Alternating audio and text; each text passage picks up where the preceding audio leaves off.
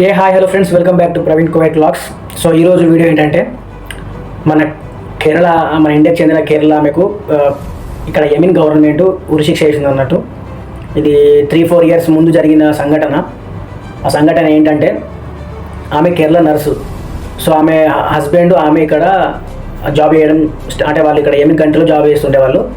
So job చేస్తే తక్కువ డబ్బులు వస్తాయి కదా అని చెప్పేసి ఆమె చిన్న క్లినిక్ ఓపెన్ చేయడానికి ట్రై చేస్తున్న టైం అన్నట్టు. అది ఇక్కడ గల్ఫ్ కంట్రీలో ఏదైనా ఓపెన్ చేయాలన్నా, అంటే ఏదైనా షాప్ పెట్టుకోవాలనుకున్నా, ఏదైనా క్లినిక్ పెట్టుకోవాలనుకున్నా, కంపెనీ పెట్టుకోవాలనుకున్నా కంపల్సరీ ఇక్కడ వాస్తు ఉండాలన్నట్టు. వాస్తు అంటే ఇప్పుడు మనకైతే ఎట్లయితే ఆధార్ కార్డు, రేషన్ కార్డు మనము అంటే బినామీలాగా మనము వాళ్ళకు ఉంటే అప్పుడే వాళ్ళకి పెట్టుకోవడానికి వీలవుతుంది అన్నట్టు. సో అలాంటి టైంలో ఇక్కడ యమీన్ గవర్నమెంట్ అంటే యమీన్ యొక్క దేశ పౌరుడైన మొహమ్మద్ అని, తన పేరు ఇంకా పూర్తిగా తెలియదు నాకు. సో తనతో సంప్రదింపులు జరిగినప్పుడు వాడు కూడా డబ్బులకు ఆశపడి ఓకే నేను పార్ట్నర్షిప్గా ఉంటా అని చెప్పేసి ఒప్పుకున్నాడు. వీళ్ళు పార్ట్నర్షిప్గా ఉండి క్లినిక్ స్టార్ట్ చేసారు. క్లినిక్ స్టార్ట్ చేసిన తర్వాత క్లినిక్లో మంచిగా ఎంతైనా ఇక్కడ గల్ఫ్ కంట్రీలో హాస్పిటల్ అయినా క్లినిక్ అయినా మంచిగా నడుస్తాయి, డబ్బులు కూడా బాగానే వస్తాయి. సో అప్పుడు వానికి ఆశ పుట్టింది అన్నట్టు. ఇక స్టార్ట్ వాడు ఏం చేసిందంటే ఇప్పుడు వానికి ఇప్పుడు ఈమెకు వాస్తు ఇవ్వాలంటే కంపల్సరీ పాస్పోర్ట్ అవన్నీ ఆమె దగ్గర ఉంటాయి అన్నట్టు. సో వాడేం చేసిండు, ఇక బ్లాక్మెయిల్ చేయడం స్టార్ట్ చేసిండు.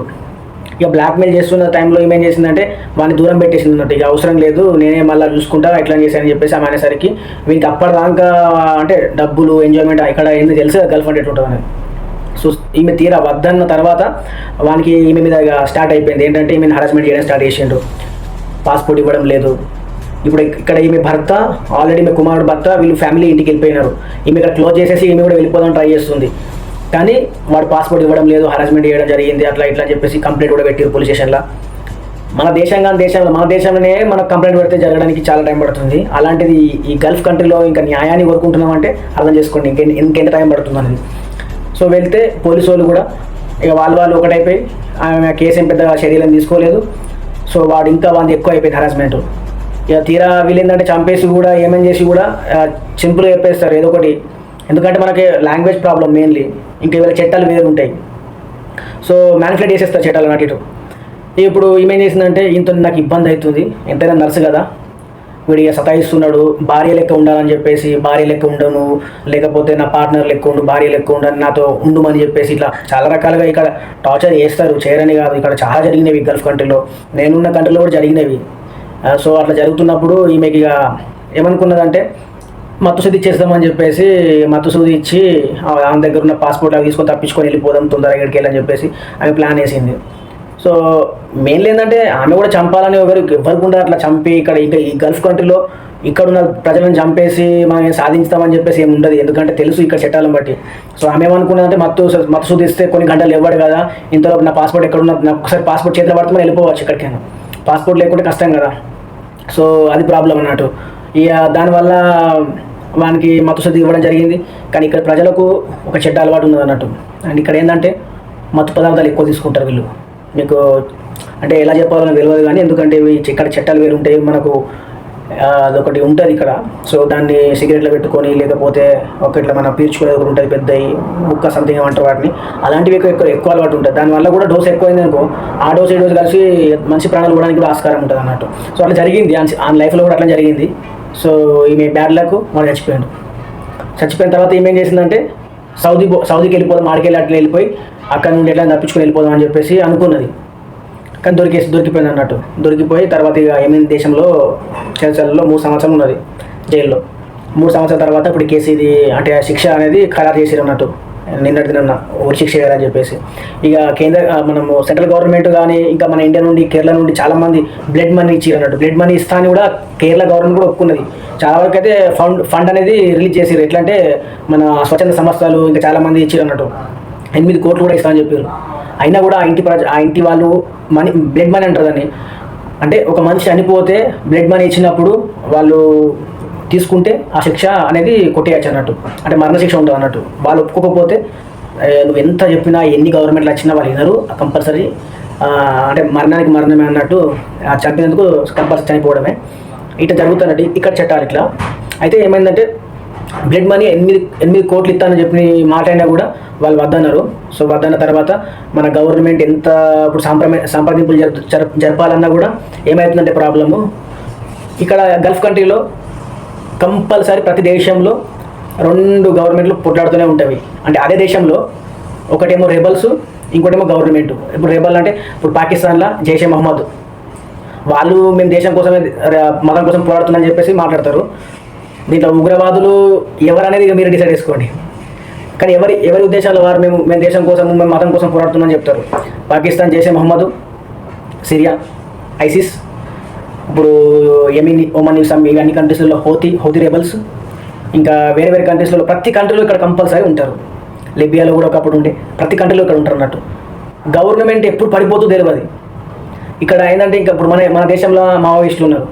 మావోయిస్టులు పోలీసులతో అంటే గవర్నమెంట్తో ఎంత పోరాడినా వాళ్ళు భూభాగాన్ని ఆక్రమించి దాన్ని పరిపాలించలేరు వాళ్ళు. కానీ ఇక్కడ అట్లా కాదు.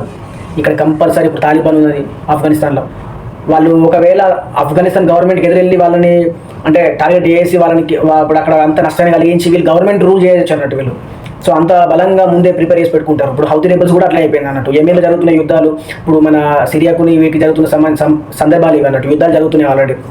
సో ఈ టైంలోనే ఈ హౌతీ రెబల్స్ అనేది స్ట్రాంగ్ అయిపోయారు అన్నట్టు. స్ట్రాంగ్ అయిపోయి వీళ్ళు ఫైటింగ్ చేయడం స్టార్ట్ చేసి గవర్నమెంట్ అగెనిస్ట్గా. సో ఇప్పుడు గవర్నమెంట్ సగం అయింది అన్నట్టు. సగం వీళ్ళ చేతికి వెళ్ళిపోయి, సగం వాళ్ళ చేతికి వెళ్ళిపోయింది అన్నట్టు. భూభాగం కూడా పంచుకునేసారు. ఇప్పుడు అంటే ఈక్వల్ ఉన్నారు అన్నట్టు. సైనికులు ఈక్వల్ ఉండేసరికి ఇప్పుడు ఏమైంది, ఇప్పుడు ఈమె గవర్నమెంట్, మన గవర్నమెంట్ యెమెన్ గవర్నమెంట్తోనే చర్చలు జరపాలి. కానీ ఈమె ఎవరి దగ్గర ఉంది, హౌతీ రెబల్స్ వాళ్ళ దగ్గర ఉన్నది. ఇప్పుడు వీళ్ళతో చర్చ జరపాలంటే వీళ్ళు గవర్నమెంట్ రూల్ చేయలేరు. ఇంకా గవర్నమెంట్ అనేది వీళ్ళు ఏర్పాటు చేసుకోలేరు. సో వీళ్ళతో ఎట్లా చేయాలి? ఇప్పుడు ఇక్కడ మొత్తం జరిగేది ఏంటి, ఇక్కడ ఇప్పుడు దాన్ని వీళ్ళు ఎవరికి, ఇప్పుడు ఈ గవర్నమెంట్లో ఉన్నవారైనా హౌతీ రెబల్స్లో ఉన్నవారైనా వీళ్ళు ఎవరికి విలువిస్తారంటే మత గురువులకు. ఇప్పుడు మత గురువులతో చర్చలు జరపాలి. ఈ మత గురువులతో చర్చలు జరపాలి కాబట్టి ఆల్మోస్ట్ కేపాలు యెమెన్ కంట్రీ, ఒమాను, మన లిబియా, ఈ కంట్రీస్లలో ఒకప్పుడు చాలా విలువ కలిగిన వ్యక్తి. ఎందుకంటే ఆ రాజులతోనే మీటింగ్స్ జరిగిన ఎన్నో మీటింగ్స్లలో మీకు యూట్యూబ్ ఛానల్ కూడా మీరు చూస్తే మీకు గడాఫీతోని ఇంకా చాలా మందితోని ఫోటోలు దిగినట్టు అని అంటే మన మీటింగ్స్లో ఉన్నట్టు వీడియోస్ ఉంటాయి. కేపాల్ అనేవాడు ఇప్పుడు పిచ్చోన్లాగా కనిపిస్తున్నాడు, కానీ ఒకప్పుడు కేపాల్ లెవెల్ వేరే ఇప్పటికీ ఉన్నది. కానీ మీడియా అనేది ఆయన జోకర్లా చూపిస్తుంది. సో కేపాల్ వెళ్ళడం జరిగింది, కొత్తతో చర్చించడం జరిగింది. మన గవర్నమెంట్ కూడా ఇంకా కేరళ గవర్నమెంట్ ఇంకా చాలా వరకు ఇంకా మాట్లాడుతుంది. కానీ ఇప్పుడు అక్కడ ప్రాబ్లం ఏంటంటే నిన్న జరగాల్సిన ఉరి శిక్షణ వాయిదా వేసారు, కానీ పూర్తిగా కొట్టివేయలేరు. అంటే శిక్షణ ఇంకా అది వెయిటింగ్ లిస్ట్లో ఉందన్నట్టు. గురు శిక్ష వేయాలా వద్దా అన్నట్టే ఉన్నారు తప్ప 90% అయితే వేస్తామన్నట్టే ఉన్నారు. 10% నిన్న అసలు ఆగిపోయింది. లేకపోతే నిన్న వేయాల్సిందే. సో కేపాల్ మరి మాట్లాడడం వల్ల జరిగిందో, లేకపోతే కేరళ గవర్నమెంట్ లేకపోతే బ్లడ్ మనీ ఇస్తా అని చెప్పారు కదా, బ్లడ్ మనీ కోసం మరి వాళ్ళు సంప్రదింపులు జరిగినప్పుడు వాళ్ళు ఒప్పుకున్నారు. ఒకవేళ బ్లడ్ మనీ వాళ్ళు ఒప్పుకుంటే శిక్ష తప్పుతుంది, లేకపోతే తప్పకుండా మరణశిక్ష వేస్తారు వాళ్ళు. ఆల్రెడీ ఇక్కడ కోవిడ్లో కూడా రీసెంట్గా ఒక 2 years ముందు జరిగింది. ఒక అబ్బాయిని ఒకతను చంపేసిన ఆ కుటుంబంలో ఉన్న వాళ్ళు అనుకోకుండా జరిగింది, చనిపోయింది ఆ అబ్బాయి. సో చనిపోతే ఆ అబ్బాయి ఉరిశిక్ష పడ్డది. ఉరిశిక్ష పడితే ఎలాగెలాగో బ్లడ్ మనీ ఇచ్చి వీళ్ళ ఫ్యామిలీ మొత్తం వెళ్ళి ఆ ఇంటి దగ్గర ఇక్కడ శిక్ష ఖరారు అయిపోయిన తర్వాత రేపు దినాన ఉరిశిక్ష వేయాలి అని తెలిసిన తర్వాత వీళ్ళందరూ ఈ ఫ్యామిలీ వాళ్ళు ఎవరైతే చంపిండో ఆ ఫ్యామిలీ వాళ్ళందరూ కలిసి వెళ్ళి వాళ్ళ ఇంటి దగ్గర ఇక్కడ వీళ్ళకి ఒక ఎట్లయితే పగడ ఉంటుంది కదా, క్యాప్ పెట్టుకుంటారు కదా, మన టోపీ బ్లాక్ పెట్టుకొని వైట్ అవి పెట్టుకుంటారు కదా. సో అవి ఇక్కడ వీళ్ళకి కూడా ఇప్పుడు సిక్కులకి ఎట్లయితే అది గౌరవమో వీళ్ళకి కూడా అది ఒకటి గౌరవం లాంటిది అన్నట్టు.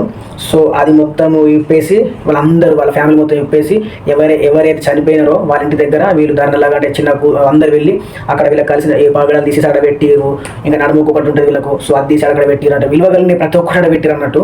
బంగారము, డబ్బులు ఎంత కావాలంటే అంత వీళ్ళ ఫ్యామిలీకి సంబంధించి ప్రతి ఒక్కరు వచ్చి అక్కడ డబ్బులు పెట్టిరు అన్నట్టు. బంగారము, పైసలు, కార్లు, మీకు ఏ కావాలంటే తీసుకోండి. దయచేసి ఆ చంపిన వ్యక్తి కూడా కొంచెం ఏజ్ ఉన్నదన్నట్టు, అంటే వయసు ఉందన్నట్టు, మరి ముసలోడు కాదు. కాబట్టి బాగా మీరు క్షమాభిక్ష పెట్టండి అని చెప్పేసి మాట్లాడినా కూడా వాళ్ళు ఏం చేసారంటే వినలేదు. చివరికి చంపిన వ్యక్తి ఉరి శిక్ష వేసేసినారు. ఇక్కడ మనిషికైనా. సో కొన్నిసార్లు తప్పించబడాలంటే కూడా లక్ ఉండాలి. వాళ్ళు ఒకవేళ వాళ్ళు డబ్బు ఉన్న వాళ్ళు అయితే వీళ్ళు యాక్సెప్ట్ చేయరు.